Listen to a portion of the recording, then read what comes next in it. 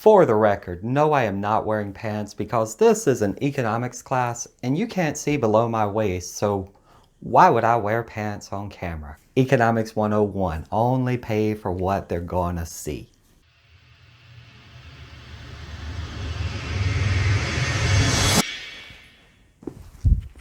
Hey everybody, this is Professor Sullivan.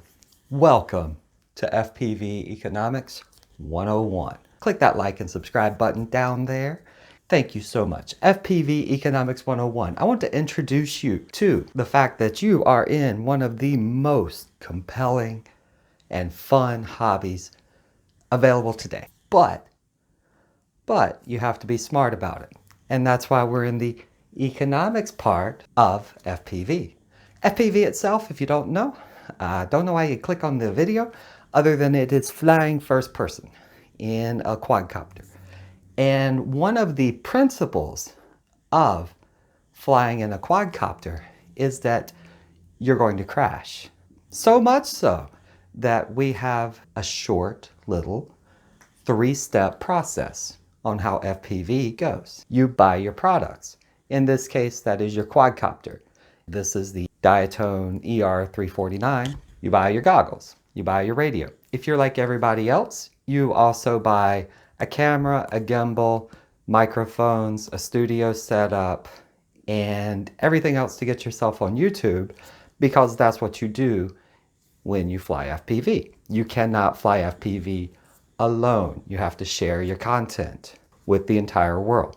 So once you buy your products, your quadcopter, let's say you're not going to share with the world for this lesson, but you buy your quadcopter, you buy your radio, you buy your goggles, you buy your batteries, you buy your battery charger, you buy your tools. All in all, you're probably going to spend about $500. $500. That's for an inexpensive pair of box goggles, an FPV quad in the $100 to $200 range, batteries in the $20 range, battery charger probably in the $40 range. And that will get you a very good setup that you can fly as I have for years. The buy part is very easy of this. Look down below, find some affiliate links, buy your quadcopter parts. Next up, you are going to fly. And flying is the not easy part of this hobby. It is the most fun part though, and you will enjoy it, and you will have fun, and you will go ripping around neighborhoods, and you will bando it, and you will flip, and you will go through trees, and you will have fun. And you will spend the afternoon with your friends or alone. It doesn't matter. Well, if you're going to fly legally, you need to have friends because you got to have eyes on the quad at all time. But we're not going to worry about the FAA because it's not applicable to right now. So you're going to fly and you're going to get out and you're going to have fun and you're going to rip it around and you're going to have your buddies around and you are going to enjoy the hobby and it's going to be awesome. This is why I don't carry a stick. It's going to be awesome. It's going to be a lot of fun. Now, when you are flying, you are going to crash. So much so that we have a circle of life here that is buy your products, fly your products, crash your products, and then circle back to buy your products, which means you're going to have to buy your quad stuff again. You're going to have to learn how to fix motors. You're going to have to learn how to troubleshoot. You're going to have to learn flight controllers. You're going to have to learn how to do ASCs. You're going to have to learn how to fix props. You're going to have to learn a little bit of soldering, a lot of soldering, a whole lot of soldering. So these are things you have to do to be a good FPV person. You can go out and buy a DJI quad and get up in the air and do your little remote stuff, but I will guarantee you that crash is still a part of that equation. You did buy the DJI, you flew the DJI, and you crashed, but they're much harder to repair. So if you do the DJI route, get the extended warranty, okay? Because you're going to use it. Buy it from Best Buy, get that 1-year warranty. Now, why am I talking about buy, fly, crash? Because it's just called Fly Rash. It's easy to remember. Buy, fly, crash. Fly Rash. And part of this hobby involves evolving. So 3 years ago, your buy, fly, crash had a lot more crashing, A lot more buying and a lot less flying, okay? So when you crashed, you broke your frame, you broke your camera, your flight controller had a crappy voltage regulator, your ESCs were crappy, your flight controller, the gyro just gets all blah, blah, blah, blah, blah. And so you end up buying more because you end up crashing more. And actually, your camera was probably what was leading to all of the crashing. And I say that because if you can't see, you can't fly. So it should be buy, see, fly, crash. But anyway, now, because it's 2020, your buy, fly, crash situation should be set up, because you're going to use your noggin here. It should be set up so that you're going to buy analog. Okay, you're going to, because most of the cameras are analog, the inexpensive goggles are analog, and quads are just set up to be analog. But DJI brought out digital, and they brought out a really good digital system, and they brought out $500 goggles, and my head went because economically speaking, $500 is a lot to spend for goggles. Until you look at the fact that Fat Shark and Sky Zone and others have $500 goggles, HDO2s, they're $500, but they're analog. And analog, it's not that it's a dead system, it's just going about as far as it can go. And so digital is the future. And if you don't believe me, just look back 15 years at how many arguments there were that HD TVs weren't going to take off, that flat panels weren't going to take off, that over-the-air HD TV wasn't going to be a thing, that streaming HD TV wasn't going to be a thing. And look today at how many box TVs and box monitors you see, because I guarantee you the answer is probably less than zero. And by less than zero, I mean like I had a box TV and I had to give it away because it was too heavy for me to pick up to take to the trash.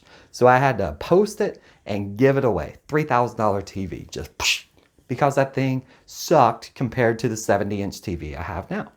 DJI came out with digital, and it's awesome and it's better. And you can modify it to use analog. And that's really cool because that means that when your box goggles break down, and they'll probably break down, or you'll get tired of them and you want to upgrade, part of this buy, fly, crash situation is that you upgrade and you think ahead, what do?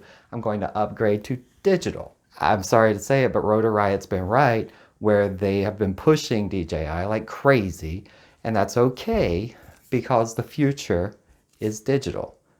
And Caddx is making a new camera VTX combo, one antenna, for the smaller quads that some people have even put on micro whoops now, on tiny whoops that weigh 110 grams and fly digital. So when you think about your goggle upgrade or your next goggle purchase or even your first goggle purchase, if you're going to be in this for a long time, and let's ignore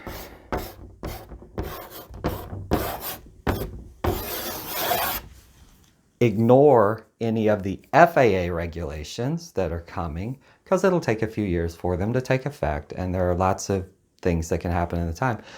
If you are purchasing right now, and if you are upgrading your goggles right now, I propose that the economics of the situation says that HDO2s and OLED goggles are obsolete already before they came out, because the DJI goggles are the next big thing.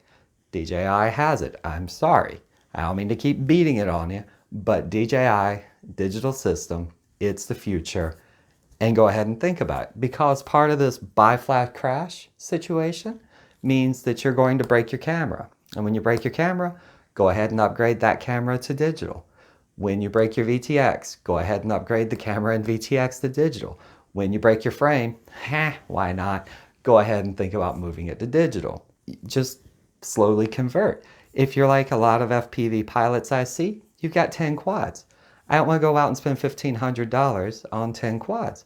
But if I fly them enough, I'm going to crash, buy, fly, crash, and things are going to break. And when they break, just go ahead and think about your upgrade path and not your current path. And even if that upgrade is very slowly, you can buy the really good DJI goggles. They have really good lenses, and you can Just prepare yourself for a future where digital is the normal. And that will save you money in the future. And I guarantee you, the number of people I've seen leave this hobby is very low. So unfortunately, while it is a hobby, it's also an addiction, complete addiction. And it's a bigger addiction than you might think it is. But part of this buy, fly, crash scenario is that you buy a lot of quads so that you can fly a lot of times, and that you crash a lot of times before you have to buy a lot of quads. And it's just going to repeat. So lesson for today, folks, go out there, buy, fly, crash, set yourself up for the future, and save yourself some money so that your economic situation in the future is not one out of the poorhouse. And that's what I'm talking about. Like and subscribe. Let me know what you think down below. I like having a stick on video. This thing is fun because holy cow, it just brings a new level of energy to the video. Holy cow, I love this thing. Like, subscribe. Thank you so much. I like FPV. Who doesn't? If you don't, why are you watching this? Like, this is a freaking FPV economic situation. 101 for beginners. But remember, no matter where you are in life, everybody started off taking that first step. Thank you so much. Hope you all have a good day, and we will talk to you later.